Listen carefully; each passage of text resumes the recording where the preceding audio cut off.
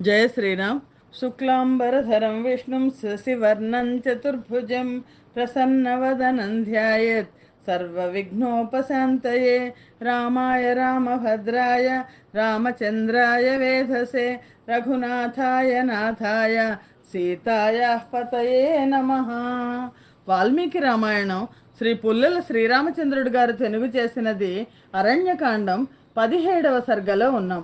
17వ సర్గలో శూర్పణఖ తనను భార్యగా స్వీకరించమని శ్రీరాముని కోరుట కనిపిస్తుంది.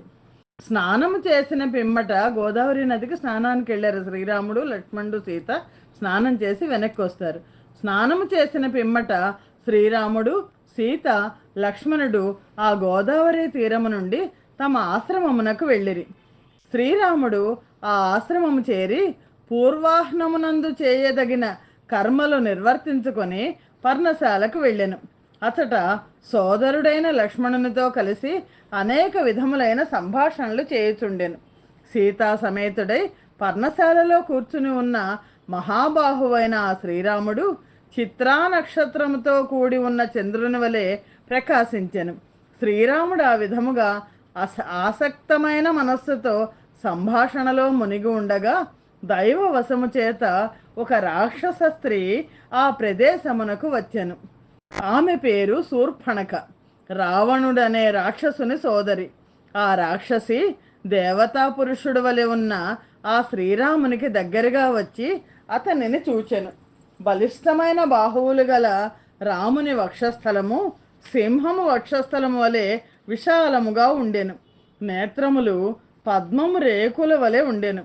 మోకాళ్ల వరకు ఉన్న దీర్ఘమైన బాహువులతో తేజస్సుతో వెలుగొందుతున్న ముఖముతో శ్రీరాముడు చూచువారికి ఆనందము కలిగించుతుండెను. ఏనుగు వలె అందముగా హుందాతనము ఉట్టిపడినట్లు నడుచు ఆ శ్రీరాముడు జటామండలము ధరించి ఉండెను. సుకుమారుడు, మహాబలశాలి అయిన ఆ శ్రీరామునిలో మహారాజ లక్షణములన్నీ కనబడుచుండెను. నల్ల కలువ వంటి శరీర ఛాయ కలిగి మన్మధుని వంటి సౌందర్యముతో మహేంద్రుడి వలె ఉన్న ఆ శ్రీరాముని చూడగానే ఆ శూర్పణఖ కామమోహితురాలయ్యను. ఆ రాక్షసి శ్రీరాముణ్ణి చూడగానే మన్మధునిచే ఆవహించబడెను. ఆ శ్రీరాముని ముఖము చాలా అందమైనది. ఆమె ముఖము వికృతముగా ఉన్నది. అతని నడము సన్నగా ఉన్నది. ఆమె పొట్ట చాలా పెద్దది. అతని నేత్రములు విశాలమైనవి. ఆమె నేత్రములు వికృతముగా ఉన్నవి.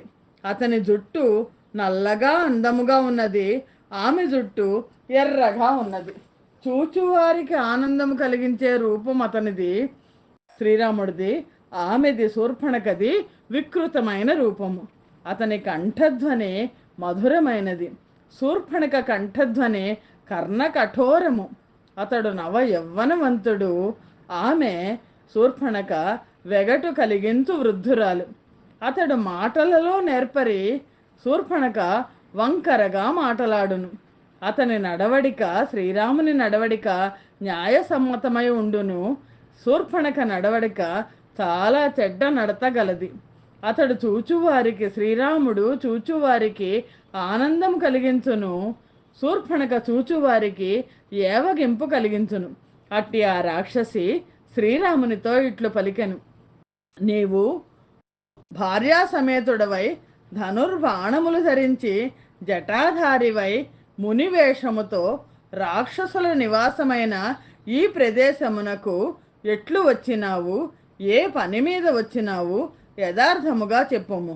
శూర్పణఖ మాటలు విని శ్రీరాముడు రుజుబుద్ధి కలవాడగుడి చేత విషయమునంతను ఉన్నదున్నట్లు చెప్పుట ప్రారంభించెను.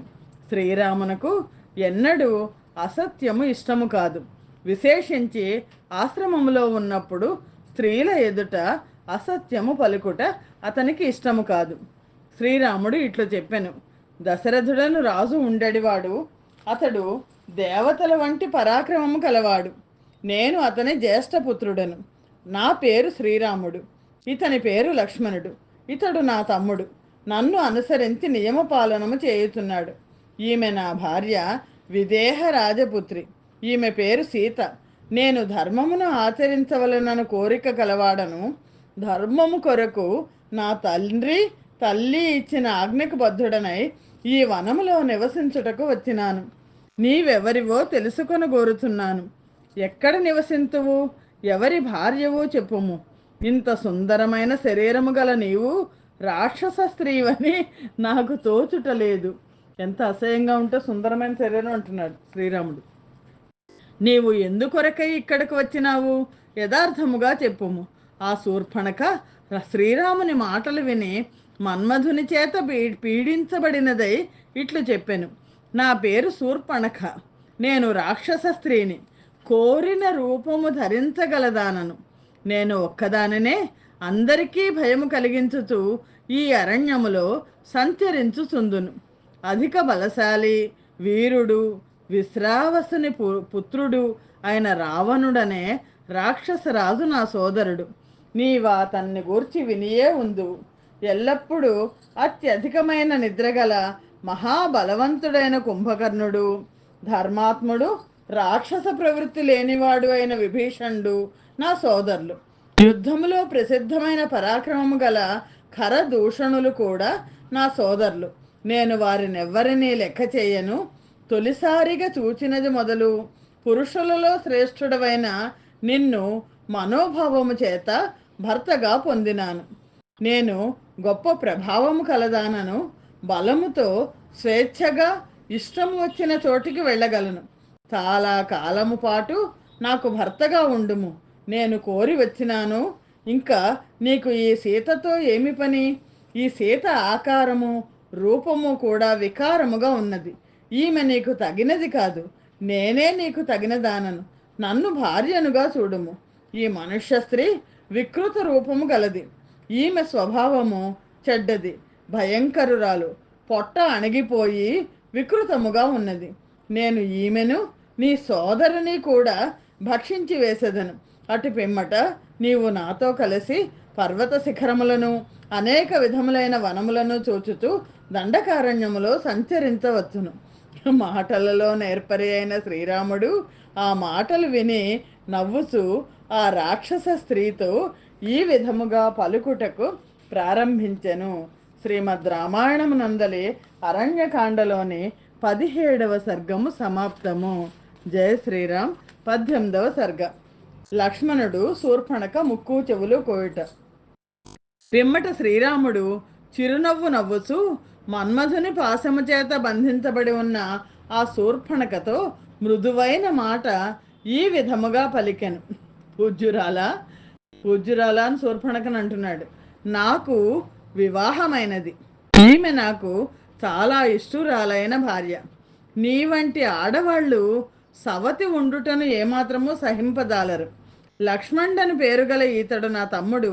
మంచి శీలము కలవాడు, చూచువారికి ఆనందము కలిగించువాడు, శోభ కలవాడు, వివాహము కానివాడు, పరాక్రమవంతుడు. మరి ఇక్కడ శ్రీరాముడు నవ్వుతాల కోసమే అబద్ధం చెప్పాడు. లక్ష్మణుడికి వివాహం అయింది కదా. వివాహము కానివాడు, పరాక్రమవంతుడు. ఇతడు ఇంతవరకు భార్యా సౌఖ్యము తెలియనివాడు, భార్య కావలనను కోరిక గలవాడు, చూచుటకు అందమైన యువకుడు. ఇతడు నీ రూపమునకు తగిన భర్త కాగలడు. అందమైన కటి ప్రదేశము గల ఓ విశాలాక్షి, ఆవిడకో పెద్ద బస్తాలాగా కటి ప్రదేశం ఉంటుంది. నా సోదరుడైన ఇతనిని సూర్యుని కాంతి మేరు పర్వతమును ఆశ్రయించినట్లు సేవించుము. నీకు సవతి బాధ ఉండదు.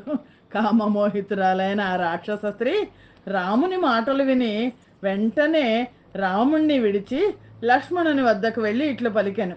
నీకున్న ఈ సౌందర్యానికి మంచి శరీర ఛాయ గల నేనే తగిన భార్యను. నీవు నాతో కూడా కలిసి దండకారణ్యములో సంచరించగలవు. ఆ రాక్షస స్త్రీ మాటలు విని మాటలలో నేర్పరి సుమిత్ర కుమారుడు అయిన లక్ష్మణుడు చిరునవ్వు నవ్వి ఆమెతో యుక్తముగా ఇట్లు పలికెను. ఇద్దరూ కలిసి శూర్పణఖతో ఆడుకుంటున్నారు. ఎందుకంటే వృద్ధురాలు, ముసల్ది, రాక్షసి అని. నీవు లక్ష్మణుడు అంటున్నాడు శూర్పణఖతో, నీవు పద్మము వంటి రంగు గల అందగత్తెవు. నేనా పూజ్యుడైన నా అన్నగారికి అధీనుడైన దాసుడను. దాసుడనైన నాకు భార్యవై నీవు కూడా దాసి వగుటకు కోరుచున్నావేమి? నిర్మలమైన శరీర ఛాయ గల నీవు అన్ని విషయములందు సఫలుడైన మా అన్నగారికి చిన్న భార్యవై నీ కోరిక సిద్ధించగా ఆనందించుము. వికృత రూపముతో అణిగిపోయిన పొట్టతో భయంకరురాలుగా ఉన్నది, చెడ్డది, ముసలిది అయిన ఈ భార్యను విడిచి రాముడు నిన్నే పొందగలడు. నిజానికి అక్కడ సీత చాలా అందమైనది, కానీ సీతని అణిగిపోయిన పొట్టుంది అంటున్నారు. నీవు ఉత్తమమైన రంగు, అందమైన కటి ప్రదేశము కలదాను. శ్రేష్టమైన ఇట్టి సౌందర్యమును విడిచి బుద్ధిమంతుడెవరైనా మనుష్య స్త్రీలయందు ఆసక్తుడగున. రాక్షస స్త్రీ ఆవిడ, మనుష్య స్త్రీ ఈవిడ. భయంకరురాలు, వంగిన పొట్టగలది అయిన ఆ శూర్పణఖ లక్ష్మణుని మాటలు విని పరిహాసమునందు నేర్పు లేదగుడితే ఆవిడికి ఇలా ఎగతాళి చేయడం అంటే తెలియదు ఆవిడికి. అది నిజమే అని తలచెను. కామమోహితురాలైన శూర్పణఖ సీతా సమేతుడై పర్ణశాలలో కూర్చుని ఉన్న శ్రీరామునితో ఇట్లా పలికెను. నీ భార్య వికృతమైన రూపము గలది, చెడ్డది, భయంకర్రాలు, అణిగిపోయిన పొట్టగలది, వృద్ధురాలు. కాబట్టి ఇట్టి భార్యను చూచుకొని నీవు నన్ను గౌరవించట్లేదు. నీవు చూచుచుండగానే ఇప్పుడు ఈ మనుష్య స్త్రీని భక్షించదను, సవతి పోరు లేకుండా చేసుకొని నీతో సుఖముగా విహరించదను.